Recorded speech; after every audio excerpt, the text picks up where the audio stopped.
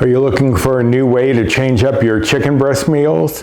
Maybe you also have a few peaches lying around that you need to use up. Well, I have the perfect solution for you here. This is my slow cooker peach barbecue chicken. It is delicious and you can serve it in a number of ways. I have it here over rice, or you can serve it over pasta, on sandwiches, pizza, or however you'd like to serve it. And this is great if you need a dinner for a busy day. You just throw it in the slow cooker and let it go. So if you'd like to see how this is done, stick around because it's coming up next.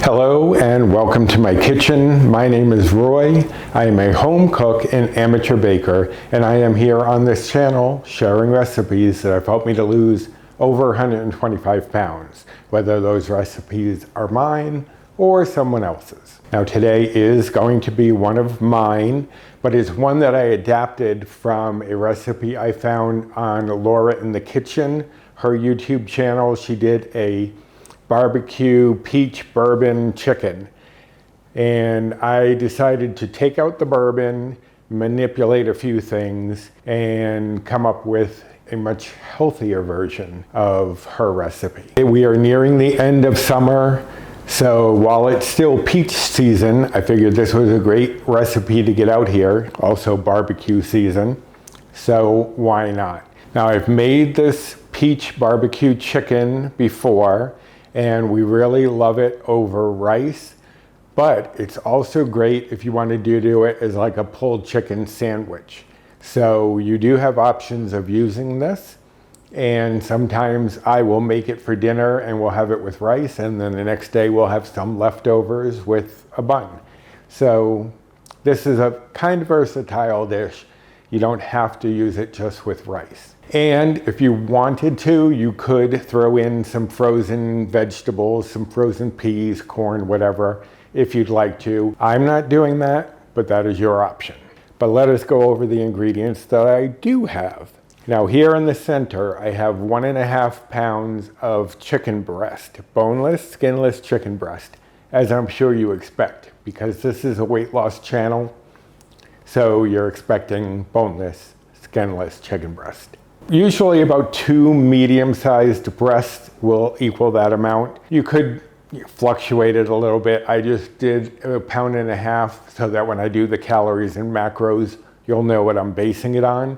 But for bites and points, it really wouldn't make too much of a difference if you had a little bit more or a little bit less. Because the only place we're really getting any bites or points is going to be from our barbecue sauce, which is right here, 3/4 cup of barbecue sauce. Now I'm using today GU's. They have a great selection of barbecue sauces, but I've also used my root beer barbecue sauce. And if you haven't seen that, I'll card that up here and link it in the description box, because that is a great recipe to have on hand to make your own barbecue sauce and have it be, I think it's for the entire recipe, 1 bite. So it's definitely one to try. I have here 2 peaches that I've peeled and diced. You want to make sure, because peaches can be slippery, so if you are using fresh, make sure when you peel it, you are holding it with a good grip.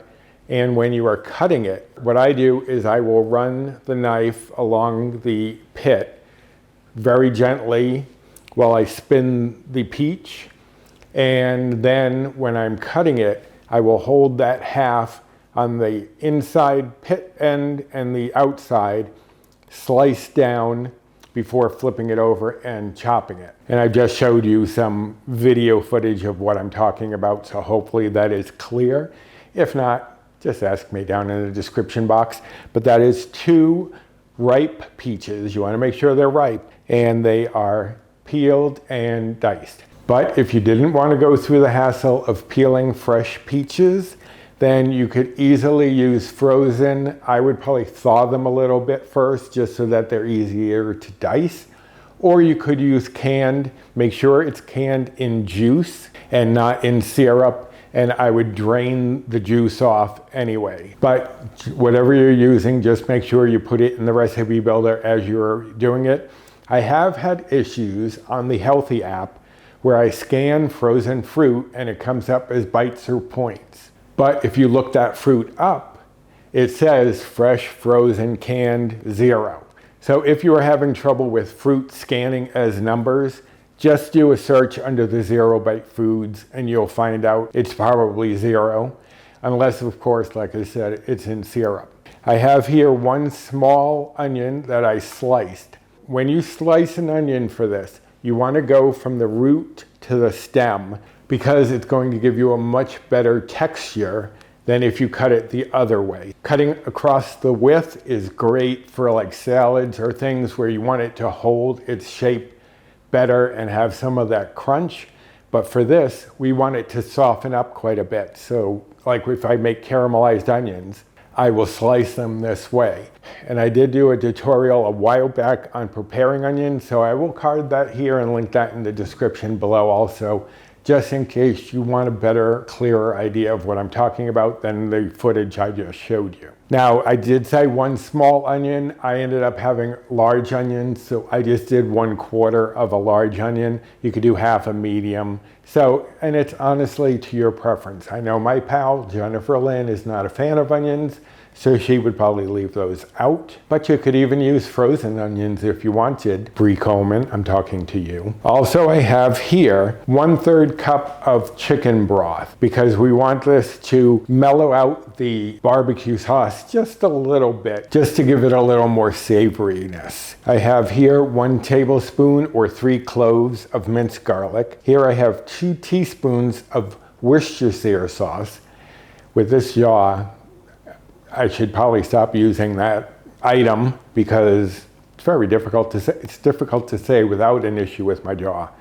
But anyway, I have here 1 teaspoon of spicy brown mustard. Because this is a barbecue sauce based dish, I wanted to go with something that had a little bit more bite, but you could use regular mustard, you could use Dijon mustard, it's fine.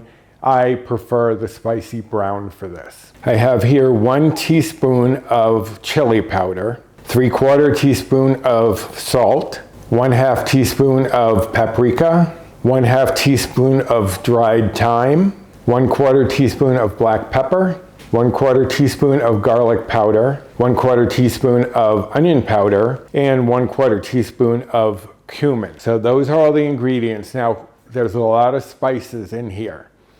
If you prefer, keep the 1 teaspoon of chili powder, but the rest of the ingredients, if you happen to have steak seasoning, you could just use about a tablespoon of that in its place and get rid of all of those other spices. But I didn't have any steak seasoning on hand. I need to make some. So if you do have steak seasoning, feel free to use a tablespoon of that in place of all of those, but do keep the teaspoon of chili powder. All right, so let me just shuffle a few things around, get my slow cooker in here, and we'll get started. Okay, as with most slow cooker recipes, this is pretty much dump and go. In the recipe that I adapted this from, Laura Vitale did sear her chicken breast and did her onions on the stovetop. I'm not going through all of that. You don't really need to, in my opinion. So we're just going to take our onions and we're going to spread those across the bottom. Now I have a small slow cooker here and this works best for this amount of food. If you were making more, you could use a bigger one and just double everything. So you want a little layer of onion at the bottom because we're going to lay our chicken right on top of that. And that's going to keep it from being directly on the bottom of the crock pot. Now we are going to sprinkle on our seasonings, the salt. Now if you wanted to, you could combine all of these seasonings together. The chili powder, paprika, thyme, cumin, onion powder, pepper, and garlic powder. So all of our spices are generously spread over the chicken. That way it's going to help absorb into the meat a little bit more. I'm going to put over the peaches, just sprinkle those over the chicken as well. And I'll just spread those out a smidge. You don't have to really, I'm just compulsive like that. Now the chicken broth, garlic, the Worcestershire sauce, the mustard, and last but not least, our barbecue sauce. So then I'm just going to kind of combine these things. I'm not mixing everything. I still want the chicken sitting on top of that bed of onion, but I'm just combining everything into the barbecue sauce. That's all there is to it. Now we're going to cover this, and I'm going to cook it on high for 3 to 4 hours. Honestly, about 3 is usually good. If you're doing it on low, you'd go for about 6 to 8 hours. But I'm going to let this sit here for about 3 hours, then I'll check it and keep checking after that. And I'll be back to show you where we go from there. Welcome back from your 2-second break. The crock pot has been doing its job over here, and it's been 3 hours. So what I'm going to do is take out the chicken breast and try to keep the onions in there if I can, but no big deal if I can't. And we're gonna shred the chicken. So let me move the crock pot out of the way for the moment. All right, so I'm just gonna use 2 forks. I know that there is a way, like my friend Bree does, of using a mixer. And if you do that, I would use only one of the mixer attachments, not both of them, because using both, typically I have the problem of everything flying all over. But with one, it's usually all right. My problem is it shreds it a little more than I want it. I want to have some nice substantial pieces of chicken. I don't want little wispy bits. And you can see how quickly this is just falling apart. And it's only been 3 hours. I think you are fine if you go on the lower end, but if you have to go a little longer, I wouldn't worry about that either.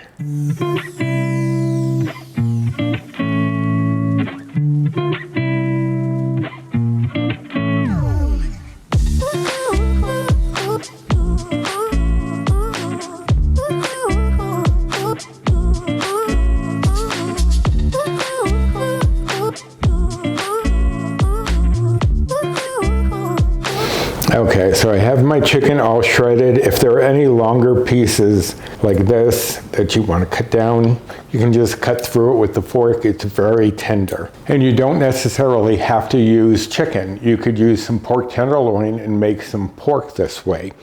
It is your call. Okay, so you can see I have quite a bit of chicken there, all shredded up perfectly. And now what I'm going to do is bring in, I have some rice cooking over here so that's ready when we are ready to eat. Just has a few more minutes. Turn that down. So I'm gonna bring in my crock pot once again, get that back in here. And this is still on, just because I wanted to keep it hot, but now I'll just turn it down to low.